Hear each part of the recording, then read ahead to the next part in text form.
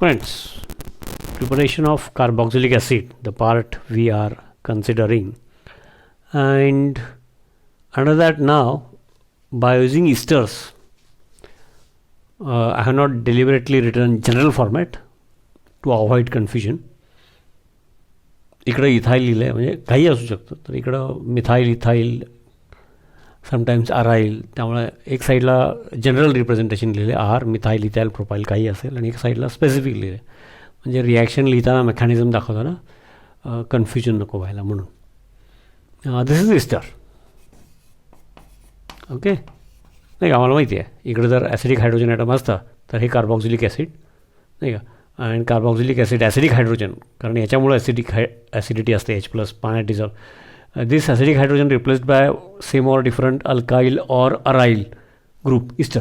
तर हा इस्टर आहे. ओके, इस्टरची hydrolysis of ester basically mechanism of that. त्याच्यामध्ये in presence of acid means mineral acid free H+ ions, and in presence of alkali NaOH, KOH, in presence of free OH- ions, असे दोन वेगळे mechanism आहेत. First we are going to consider acid hydrolysis of Easter. म्हणजेच hydrolysis, basically hydrolysis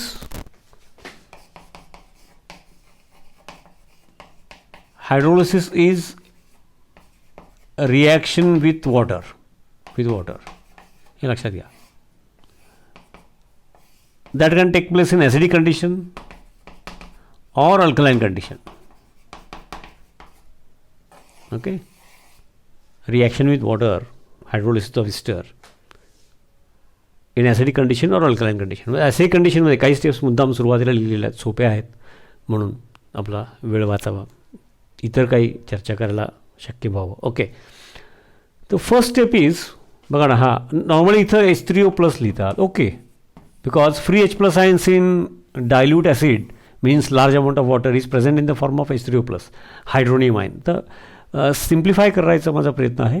basically पुन्हा सांगतो की hydrolysis of इस्टरचे mechanism मला तसं सिलेबसमध्ये नाही आहे डायरेक्टली. हायड्रोलिसिस ऑफ इस्टर ते समजून घ्या पहिला. पण हायड्रोलिसिस ऑफ इस्टरचे मेकॅनिझम समजून घेतल्यामुळं याच्या आधीचे आणि पुढचे काही मेकॅनिझम्स सोप्या जातात आणि काही MCQs सोपे जातात. म्हणून आपण बघतो हे, म्हणजे समजून घ्यायचं, पण सिलेबसमध्ये नाही आहे तर नाही आहे, पण या कारणासाठी आपण शिकतो आहे, माहीत असायला पाहिजे. ओके, तर अल्कलाईन हायड्रोलिसिस त्यानंतरचं आणि सध्या ॲसिड हायड्रोलिसिस हे आम्हाला उपयोगाला पडणार आहे MCQs आणखी इतर सिलेबसमधल्या मेकॅनिझम्ससाठी म्हणून शिकायचं. ओके, तर फर्स्ट स्टेप इज, मग H+ दाखवतात, काही वेळेला H3O+ दाखवतात, दोन्ही एकच. अर्थ काय की ultimately free H+ ions in large amount of water, dilute acid, for example dilute HCl, तर H3O+ फॉर्ममध्ये असतो, पण त्यातला हायड्रोजन H+ फॉर्ममध्येच अवेलेबल होणार ना, म्हणून सिम्प्लिफाय करण्यासाठी मी H+ लिहिलं आहे पहिली गोष्ट. So this first step is protonation.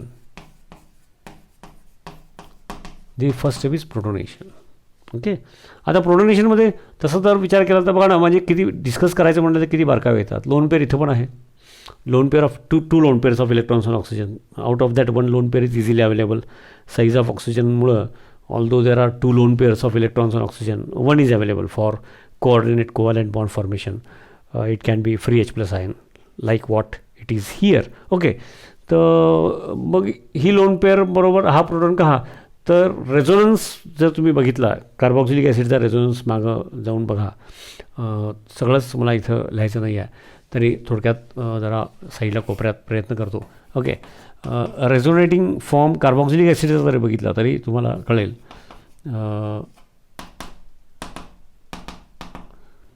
Lone pair sigma पाय म्हणजे कॉन्ज्युगेशन आहे, रेझोनन्ससाठी रिक्वायरमेंट कॉन्ज्युगेशन, पाय सिग्मा पाय किंवा लोन पेअर सिग्मा पाय असं पाहिजे. मग ही lone pair of electrons sigma पाय.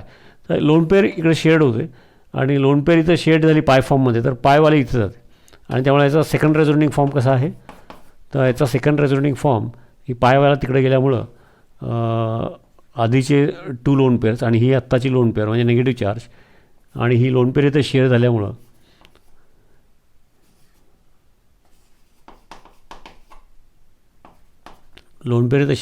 हा पॉझिटिव्ह चार्ज हे असं झालं. समजलं का? म्हणजे याचा अर्थ काय बरं, की इन दिस स्ट्रक्चर दिसताना जरी दोन्ही ऑक्सिजनवर दोन लोन पेअर असले की त्याचे second resonating form, in the second resonating form this lone pair becomes a shared pair and this pair gets transmitted. म्हणजे इलेक्ट्रॉन डेन्सिटी इकडे ट्रॅक झालेली आहे, म्हणजे निगेटिव्ह चार्ज इथे डेव्हलप झाला आहे. ओव्हरऑल मॉलिक्युल न्यूट्रलच आहे, कारण इथं निगेटिव्ह इथं पॉझिटिव्ह. त्यामुळे हा इलेक्ट्रॉन डेफिशियंट आहे, हा इलेक्ट्रॉन रिच आहे या दोन्ही ऑक्सिजनमध्ये. या दोन ऑक्सिजनमध्ये विचार केला तर सेकंड रेझोनेटिंग फॉर्ममधून आपल्याला काय समजतं, तर हा इलेक्ट्रॉन डेफिशियंट, हा इलेक्ट्रॉन रिच आहे. आणि त्यामुळे मग प्रोटॉन कुठं जाणार, तर त्यातल्या त्या दोघांच्यापैकी जो इलेक्ट्रॉन रिच आहे तिकडं प्रोटॉन जाणार. त्यामुळं प्रोटोनेशन या ऑक्सिजनबरोबर दाखवलेलं आहे. This is protonation from dilute acid. Normally dilute HCl घेतो आपण. Okay, dilute HCl. Okay, protonation झालं. आता प्रोटोनेशन होणं का गरजेचं आहे? ओके, तर in hydrolysis, okay, in hydrolysis, okay, water acts as a nucleophile. Water acts as a nucleophile, and water is a weak nucleophile. जसं NaOH मधला free OH minus ion, CN minus ion, alkoxide ion नाही का, इथॉक्साईड वगैरे, हे strong न्यूक्लिओफाईल्स आहेत. लक्षात घ्या, हे स्ट्रॉंग न्यूक्लिओफाईल्स आहेत. तसं वॉटर हा वीक न्यूक्लिओफाईल आहे. त्यामुळे वॉटर जर न्यूक्लिओफाईलमध्ये अटॅक करायचं असेल तर त्याला ॲडिशनल काहीतरी फॅक्टर्स, सपोर्टिव्ह फॅक्टर्स पाहिजेत. तर बिकॉज ऑफ प्रोटोनेशन काय होणार, बिकॉज ऑफ प्रोटोनेशन काय होईल, तर बिकॉज ऑफ प्रोटोनेशन मी इकडे लिहितो प्रोटोनेशन. त्याच्यामुळं काय झालं, carbonyl group becomes more polar. Carbonyl group जो पोलार असतोच, इट बिकम्स मोर पोलार. त्यामुळं weak nucleophile, water weak nucleophile, the attacks become easy. आता हे तुम्ही व्हिडिओ आहे शेवटी, काही गोष्टी लिहिल्या, काही गोष्टी फक्त बोललो, पॉज करा, तुम्ही जरा नोट करायची. ओके, की वॉटर वीक न्यूक्लिओफाईल आहे, तरीसुद्धा न्यूक्लिओफाईल फॉर्ममध्ये कसं काय कार्बोनिल ग्रुपवर अटॅक करतो इथं. ओके, तर ॲसिडिक कंडिशनमध्ये protonation of this oxygen takes place. त्यामुळे असं झालं, free H+ ion from acid, for example dilute acid. आणि आता मग वॉटरचा अटॅक न्यूक्लिओफाईल फॉर्ममध्ये अटॅक इथं करणं शक्य आहे, कारण असा पण तो पोलार होता. वीक न्यूक्लिओफाईलची पोलॅरिटी जरा जास्त पाहिजे. मग प्रोटोनेशनमुळं काय झालं, इथं पॉझिटिव्ह चार्ज डेव्हलप झाला. Lone pair of the electrons आणि ऑक्सिजन शेड पेअर झाल्यामुळं, म्हणजे हा ऑक्सिजन मोर इलेक्ट्रॉन डेफिशियंट झाला. त्यामुळे दिस बिकम्स मोर पोलार. त्यामुळं weak nucleophile, attack of weak nucleophile becomes easy. हे पहिली प्रत्येक गोष्टीचं काय पर्पज आहे ते समजून घेतलं पाहिजे. त्यामुळे ते झालं. मग हा attack as nucleophile, attack as nucleophile. मग त्याने अटॅक केला इथं. मग लोन पेअर ज्या मोमेंटला इथं शेड पेअर फॉर्ममध्ये येईल त्यावेळेला यातला पायवाला आहे तो इकडे जाईल परत, व्हॅलन्सी. ओके, आणि मग ते दाखवतो मी आता. बघा, हा कार्बोनिल ऑक्सिजन. ओके, आणि हा पायवाला इलेक्ट्रॉन आता ऑक्सिजनकडे जाईल. त्यामुळं आता ती ॲरो प्रत्येक वेळेला दाखवत नाही. आपल्या लक्षात आलेलं आहे, हा मगाशी तिकडून आलेला प्रोटॉन तो प्रत्येक वेळेला आता कलरमध्ये काढलाच पाहिजे असं काही नाही. ओके, मग जो चेंज झाला तो सोडून बाकी सगळं तसंच राहत असतं.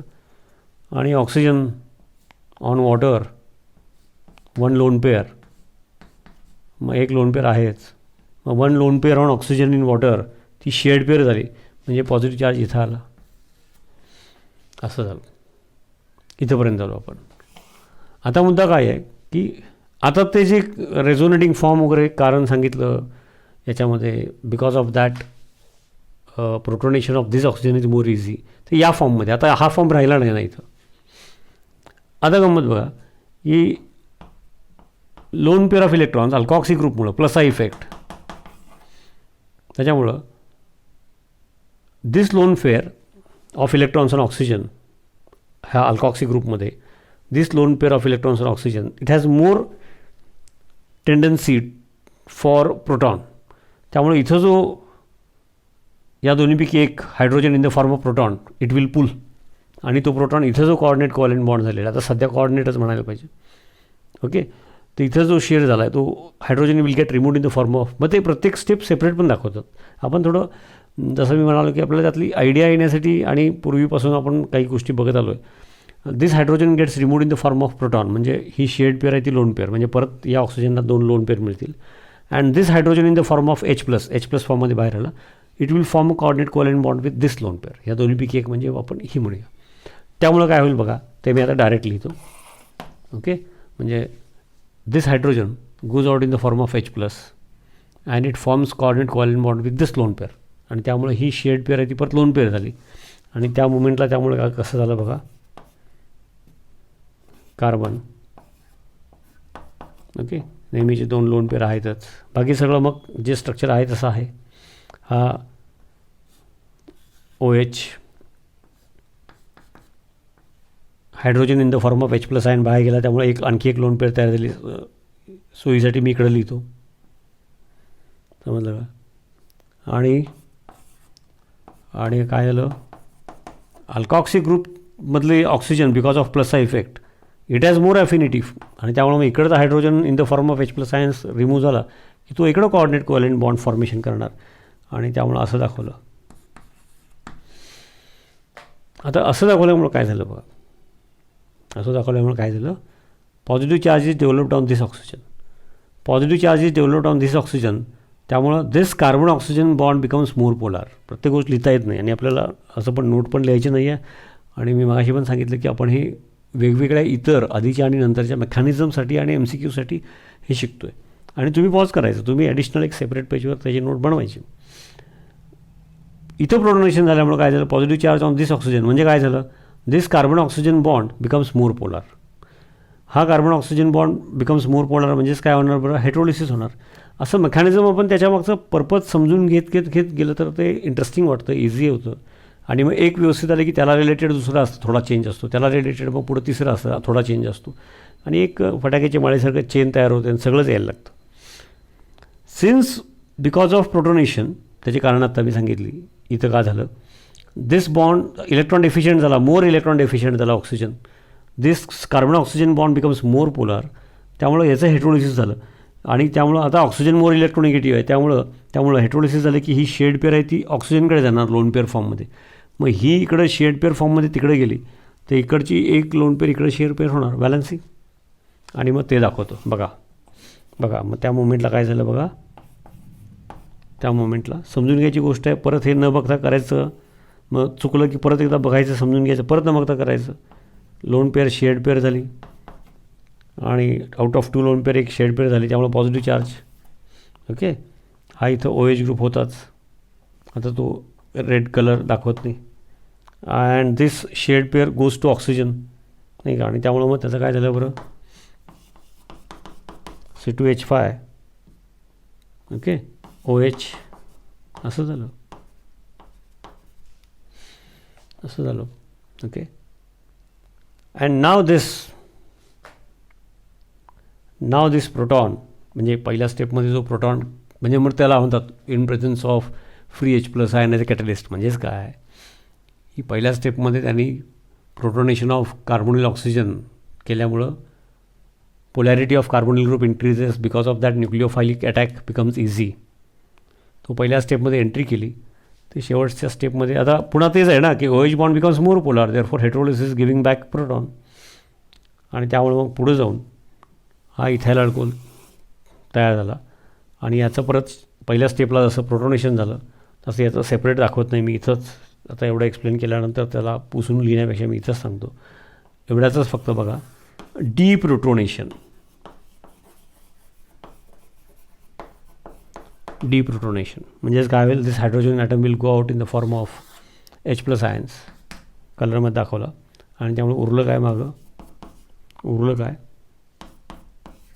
2 लोन पेअर्स परत आल्या. हे काय तयार झालं, कार्बॉक्झिलिक ॲसिड. ओके, आणि अल्कोहोल. आता इथे इथाइल ग्रुप घेतल्यामुळे इथाइल अल्कोहोल. म्हणजेच लिहिताना आपण डायरेक्ट काय लिहिणार आहोत मी थोडक्यात दाखवतो, जे आपल्या नोट्समध्ये पण आहे, पुस्तकात पण आहे. लिहिताना आपण काय लिहिणार आहोत, समजा हेच जनरल एक्झाम्पल घेतो ज्याच्यात थोडं स्पेसिफिक ग्रुप वापरला आहे. तर लिहिताना नॉर्मली कसं लिहितात, H2O ॲरोवरती फ्री H प्लस आयन्स किंवा H3O प्लस किंवा डायल्यूट ॲसिड, म्हणजे डायल्यूट ॲसिडच असतं ते. आणि मग HOH असं डायरेक्ट लिहितो आपण, RCOOH प्लस इथाईल वापरल्यामुळं मिथाईल असेल, कोण असेल तो, इथं इथाईल असल्यामुळं. So hydrolysis of ester gives corresponding carboxylic acid and alcohol. म्हणजे जो ॲसिडिक हायड्रोजनच्या जागी आलेला अल्काईल ग्रुप आहे तो अल्कोहोलमध्ये जातो आणि उरलेला पार्ट ॲसिड होतो. So ester on hydrolysis gives carboxylic acid and alcohol. हे लिहिताना डायरेक्ट आपण लिहितो. मग ते ॲसिड कॅटॅलिस आता दाखवलं. अल्कलाईन कॅटॅलिसिसचं पण शेवटी बेसिकली तेच होणार आहे, मेकॅनिझम वेगळी आहे फक्त. तर हे असं डायरेक्ट लिहितो आपण. पण मग आता समजा की हायड्रोलिसिस ऑफ इस्टरमध्ये इथं मिथाईल इथाईल प्रोपाईल किंवा इथं मिथाईल इथाईल प्रोपाईल, तर कुठल्या इस्टरचं हायड्रोलिसिस इझी असणार वगैरे असे जर MCQ झाले तर मग तुम्हाला फक्त डायरेक्ट रिॲक्शन पुस्तकात असल्यामुळे जर शिकलो आपण तर मग ते ॲन्सर त्याचं देता येणार नाही. तर त्यावेळेला या मेकॅनिझमचा उपयोग होईल. MCQज बघू त्यावेळेला ते आणखी चर्चेत येईलच, पण मेकॅनिझम ज्यांनी बघितलेली असते त्यावेळेला तो MCQ सोडवताना प्रॅक्टिस करताना जरी चुकला तरी नंतर जेव्हा आम्ही एक्सप्लेन करणार किंवा प्रिंटेड एक्सप्लेनेशन पण दिलेलं असतं, टीचर पण एक्सप्लेन करतात. तर मुद्दा काय आहे की इथं आणि इथं आता इथला अल्काईल ग्रुप, इथं methyl ethyl profile, polarity of carbonyl group is important. त्याची पोलॅरिटी आणखी वाढवण्यासाठी प्रोटोनेशन, पण बेसिकली जास्त पोलार असेल तर मोर फेवरेबल फॉर हायड्रोलिसिस. त्यामुळं मिथाईलच्या ऐवजी इथे इथाईल असेल तर हायड्रोलिसिस मोर इझी. आणि त्याप्रमाणे मग हायड्रोलिसिस ऑफ इस्टरमध्ये कुठल्या इस्टरचे हायड्रोलिसिस इझी डिफिकल्ट असे काही क्वेश्चन येतात. त्याला हे सगळं मेकॅनिझम बघितलेलं उपयोगाला येतं. हा एक भाग आहे. आणि इतर मेकॅनिझम्सला पण उपयोगाला येतं म्हणून हे शिकतो आहे. न बघता कुठंतरी लिहायचं आहे अशा भीतीपोटी शिकू नका. सोपं आहे. First step is protonation of carbonyl group. प्रोटोनेशनमुळं काय झालं, attack of weak nucleophile water, कारण hydrolysis is attack of water, reaction with water, it becomes easy. आणि त्यानंतर मग डिप्रोटोनेशन होईल. Protonation of alkoxy group is more easy, म्हणून त्याचं प्रोटोनेशन होणार. म्हणजेच ultimately alcohol is given out and we get carboxylic acid. तर असं हे mechanism of hydrolysis of ester आहे. इन ॲसिड म्हणजे डायल्यूट ॲसिड म्हणा, डायल्यूट HCl म्हणा. फ्री H+ जेव्हा लिहितो तेव्हा याचा अर्थच लार्ज अमाऊंट ऑफ वॉटर, तेव्हाच H+ फ्री मोठ्या प्रमाणात असतात. Mechanism of ester using acid as a catalyst, म्हणजेच युजिंग डायल्यूट ॲसिड असं आहे. तर हे समजलं की त्याप्रमाणे मग hydrolysis in presence of in alkaline condition पण बघता येईल. Okay, yes. Now we'll consider alkaline hydrolysis of ester. Earlier, the point was hydrolysis of ester in acidic condition. In alkaline, what happens is that free OH minus, either we use strong base, either we use dilute NaOH or dilute KOH. Free OH minus ion, it is a strong nucleophile, short form. Okay, and this free OH minus ion, routine 2 lone pairs are there. I have not written this lone pair. It attacks, of course it will attack carbonyl carbon because carbon carries delta positive charge, oxygen carries delta negative charge, and the moment this lone pair becomes a shared pair, pi bond out of 2, the pi bond will get transferred to oxygen, and what we can write is this routine 2 lone pairs minus charge oxygen, this alkyl group, although we have selected, and this bond is formed OH. And now the lone pair gets shared and this shared pair goes to oxygen. That shared pair goes to oxygen, and because of that what will happen is this means this is an intermediate. So ultimately what we get is this. Let me write it first. At that moment the lone pair gets shared, therefore the arrow, it is a covalent bond, and OH bond, and what we get is oxygen routine 2 lone pairs are there. I have not written. It is there. I can write. Okay. Alkoxy. Now alkoxide, ethoxide ion. Ethoxide ion. It is a strong base. Strong base. And now this is carboxylic acid. Carboxylic acid. So this acidic hydrogen, and since this is a strong base, this acidic hydrogen atom in the form of H plus ions will be pulled by this alkoxide. Here it is ethoxide. So that reaction immediately will take place.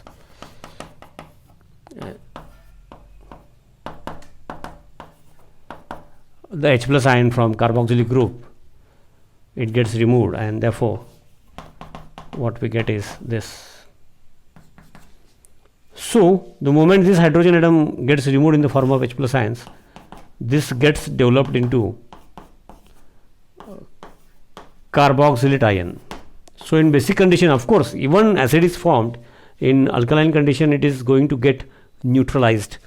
So in hydrolysis of ester, ester plus, basically, although in presence of water, basically attack of OH minus ion is important. So in hydrolysis of ester, actually what is important is that, like in acidic hydrolysis, directly we don't get acid and alcohol. We get alcohol plus carboxylate ion, and therefore further, second step after the hydrolysis is over, further acidification is required. This is the difference in it. Okay.